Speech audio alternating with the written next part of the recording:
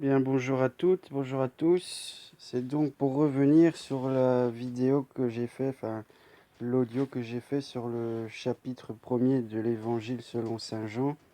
Et je voudrais revenir sur quelques symbolismes de termes étymologiques qu'il y a dedans.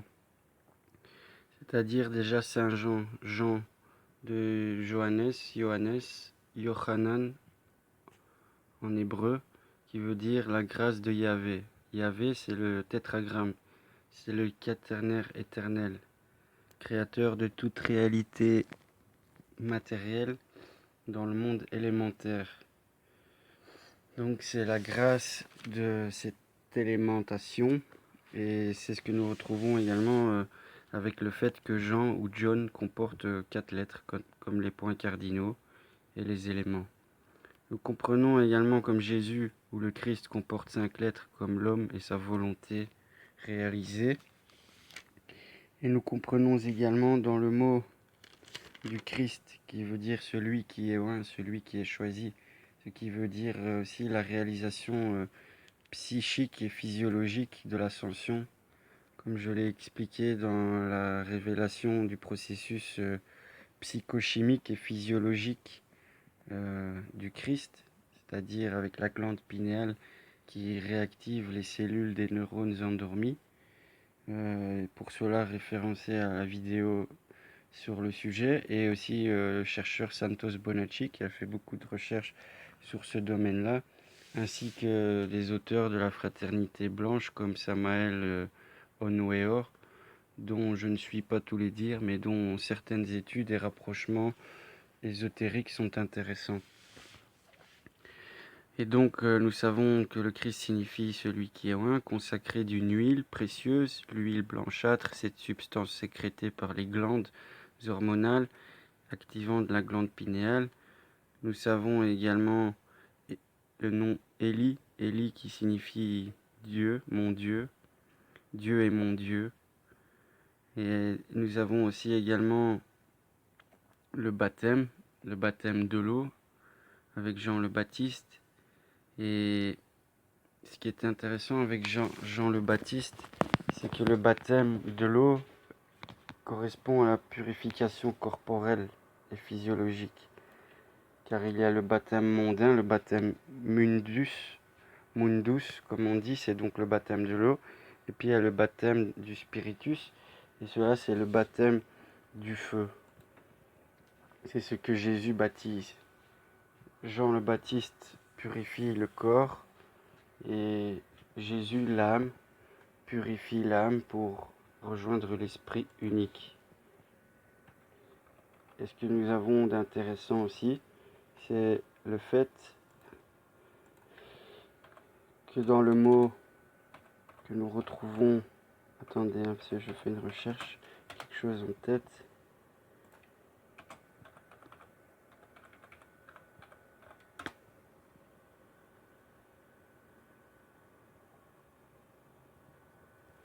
Donc nous retrouvons également dans ce premier chapitre, après le fait de Élie, nous retrouvons donc le baptême qui est le symbole de l'eau, de la purification corporelle. Et nous avons aussi le nom de Béthanie, de Transjordanie qui apparaît. Et Béthanie signifie la maison de l'affliction, Domus Afflictionis. Et c'était donc un village qui était une halte pour les pèlerins en marche vers Jérusalem, et on y soignait les malades et les nécessiteux. Mais bon, la maison des afflictions. L'affliction, c'est donc les peines et les chagrins, les tourmentes, les maladies, les vices, les passions désordonnées et déréglées, les tristesses. Tout ça en rapport avec le plexus solaire et les appétits, les véhémences du corps astral inférieur, qui nécessitent purification pour ascensionner vers les sphères mentales et spirituelles. Puis nous avons également le nom d'Isaïe qui apparaît, et Isaïe signifie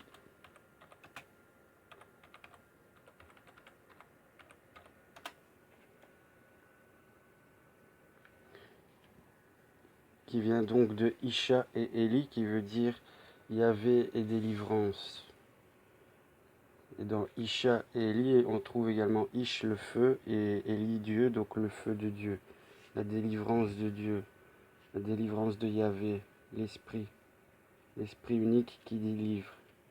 On peut aussi le transformer en Yeshayahu, qui veut dire Yahweh sauve. Donc le tétragramme élémentaire du quaternaire donne la pleine signification de Dieu et sa compréhension, et donc sa délivrance des illusions du monde matériel.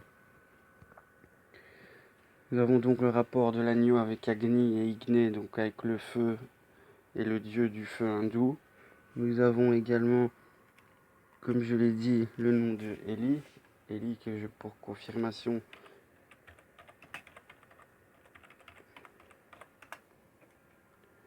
qui dit mon Dieu est Yahvé, ou mon Dieu Eliyahu, Elijah, Eli, mon Dieu est Yahvé, Yahvé mon Dieu, ou Dieu est mon Dieu, El est mon Dieu, car El signifie Dieu en hébreu, et nous retrouvons ce préfixe dans beaucoup de mots importants tels que élévation, élite, électricité, éloquence et plein d'autres mots à caractère positif.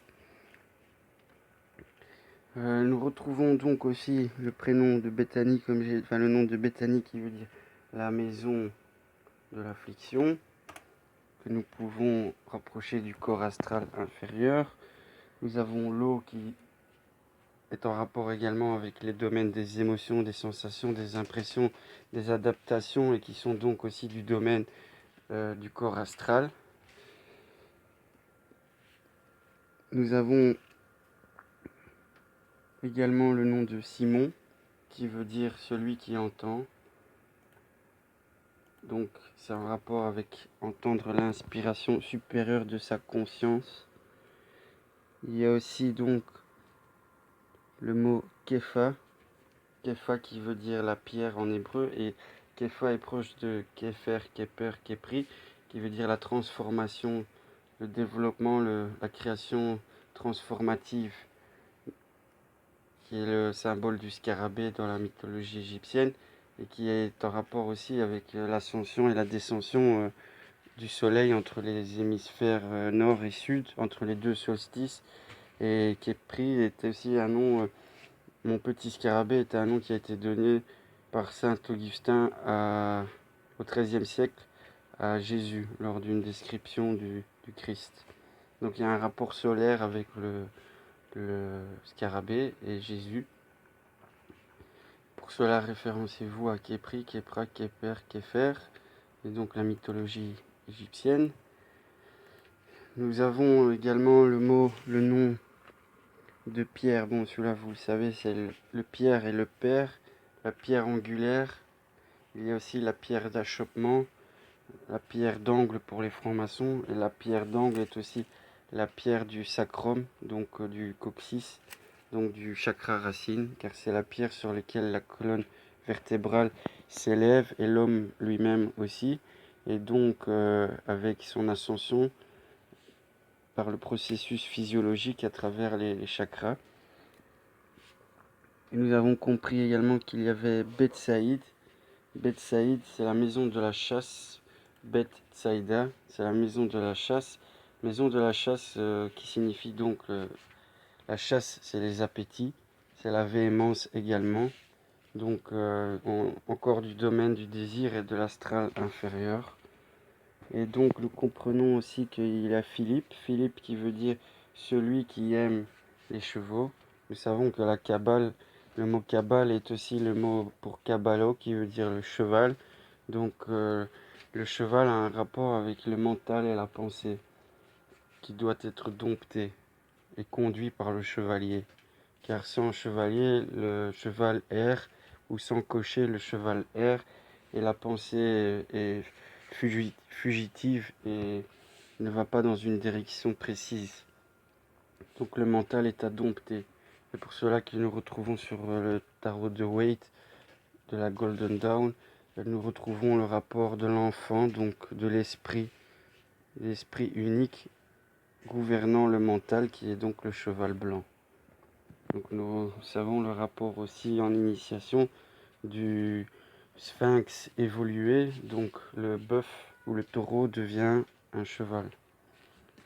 Nous savons l'importance aussi du cheval dans les mythologies, comme Pégase, le cheval ailé. Donc Philippe signifie celui qui aime les chevaux, celui qui aime la juste pensée, le mental, celui qui aime la compréhension et le raisonnement. Car il s'appelait Simon, fils de Jean, tu t'appelleras Képhra, ce qui veut dire Pierre. Nous y trouvons aussi André, qui veut dire l'homme, de andros en grec, l'homme, ce qui est masculin. Nous avons Nathanaël, et ça veut dire don de Dieu. Donc, et Jésus fait une louange à Nathanaël dans ce passage. Donc l'âme qui fait une éloge au don de Dieu, qui est donc l'esprit et la vie. Donc